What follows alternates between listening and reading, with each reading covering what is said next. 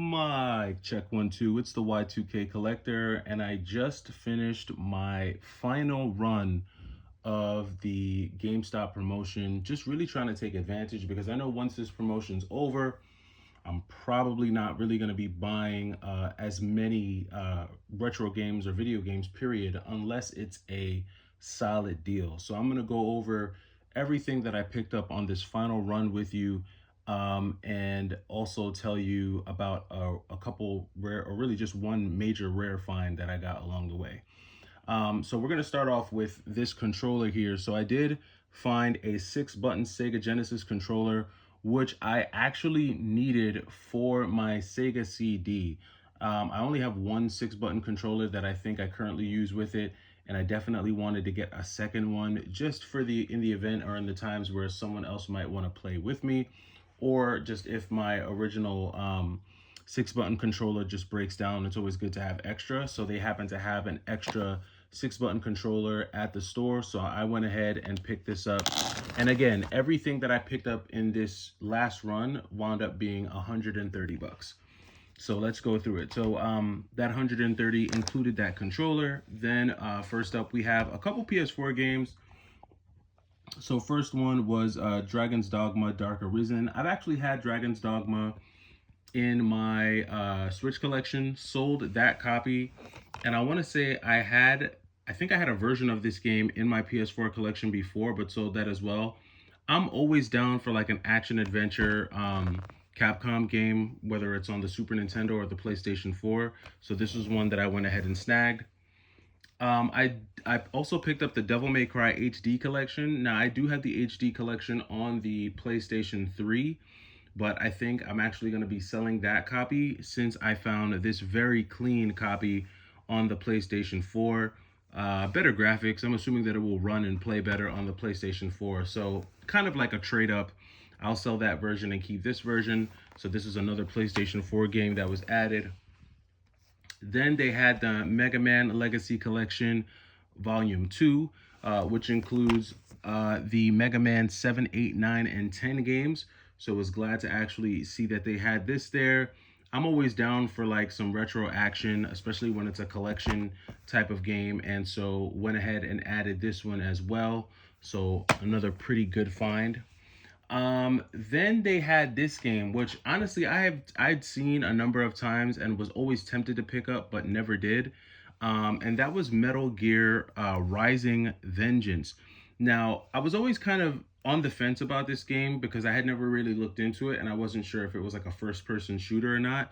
But when I actually looked at the gameplay footage, this is actually like a third-person like action adventure slash like hack and slash style game. At least that's what the footage looked like. So this was actually really cool to find. It was in really good condition. It was complete as well. Really good condition, and I'm glad I was able to actually add this one to my PS3 collection. This is one that I actually want to dive into. It looks really sick. It really does look sick. Metal Gear Rising Vengeance. So this is one that I was actually glad to find and add to the collection. Then, surprisingly enough, I ran into an actual PlayStation 1 game. So this is the Final Fantasy Origins collection, which has Final Fantasy and Final Fantasy 2 on it. There is a crack in the disc, but the manual is actually in really good condition. So is the disc. I was actually glad to kind of snag this one up as part of the promo.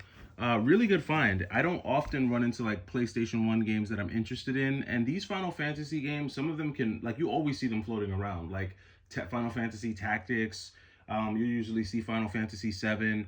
But I don't often see Final Fantasy Origins. So was really glad to be able to pick this up under the promo and get it for $9.50. So I was glad about that.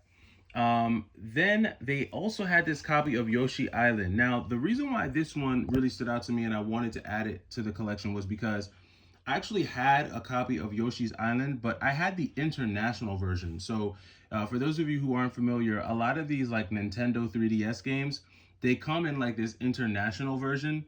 And usually that version's a little bit cheaper for whatever reason. This is the genuine North American version of Yoshi's Island that they had for the 3DS, the new Yoshi's Island. So I was glad to actually be able to find this one. Again, not bad for $9.50. I felt like it was a clean pickup. It was complete, so added this one in there. I'm a fan of the Paper Mario games. I think I have almost all of them. The only one that I'm missing is actually the original Paper Mario on the N64, but I think I have all the other ones. I have Thousand Year Door. I have the one for the Wii U and the Wii. And so adding the one for the 3DS was actually pretty cool. Sticker Star, I had it actually, and I feel like I traded this one away a while back. But again, not a bad pickup for 950. Another complete game, an American version, not that international version. So I was glad to add that. Then had this copy of Super Street Fighter 4. Now, I know this isn't like super rare. Really, none of these games are super rare or anything like that. But I just felt like they were clean, solid pickups for the collection. This was actually really complete. It did include the lenticular slipcover. It does have the game and the manual inside there. Really good pickup, in my opinion. And not one that I'm mad to actually have on the 3DS. I don't know if I want to hook up an entire like system, like go and hook up like my 360 or my PlayStation 3 to play Super Street Fighter 4, but I would probably pop this into a 3DS and play this a little bit more just because it's easier to like boot up and get going. So this was a clean pickup to find it in this complete condition. Another one that I was glad to add. And then last but not least, the one that I was super shocked to find and the sleeper of them all, Okamiden on the Nintendo DS. Now this one is actually just chilling in the drawer, and I actually caught it because when the employee was looking for a in the drawer for a game that I actually had the case for, when they opened the drawer, I actually happened to peek my head in and I saw a bunch of stuff in there.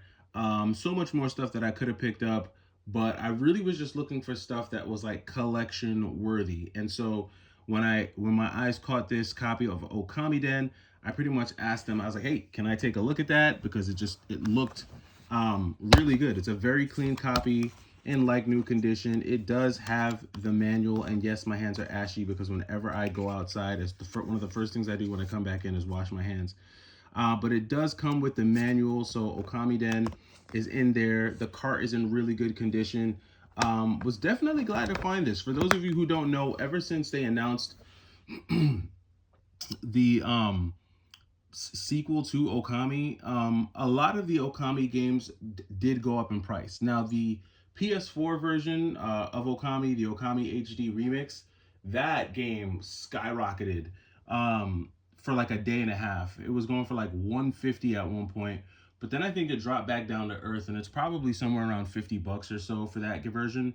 Okamiden though has always been a little bit more on the pricey side for the DS, but once they announced the sequel, the price for Okamiden also skyrocketed as well. So I think new versions of this game are well above 120 bucks, but if you have it complete in box used, I've seen these listed somewhere around 100, 110. So this one was actually a really sweet find. Was glad to actually find this out in the wild. I actually have a copy of Okamiden. It's sealed. I've never broken the seal on it, just because I was like in my mind, I was like, I'll get to that. I'll break the seal when I get to it in my backlog. But it's cool to actually have this version that's already open and available to play. It was definitely just really cool to see. So again, I mean, just finding all of these games, everything that you see here out in the wild for 130 bucks. I thought that this was a really clean pickup, a really solid afternoon. For 130, you really can't beat it. A lot of really good stuff, a lot of collection worthy stuff. And then you guys have already seen some of the other stuff that was picked up and added to the collection. Wind Waker, Splatterhouse. You see all these other games here. So the only games that were not included in the promotion, honestly, were Splatterhouse, Wind Waker, and Okamiden. Everything else was pretty much $10. Sorry, yeah, everything else was pretty much $10 and under that you see here. And you can't really beat it. Hopefully, if they run another promo, it'll be the buy two, get one.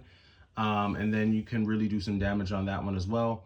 But let me know if you guys had a chance to go out and take advantage of the last day of the promo. Let me know if you found anything worth picking up, and I'll catch you in the next one. It's the Y2K Collector. Take it easy.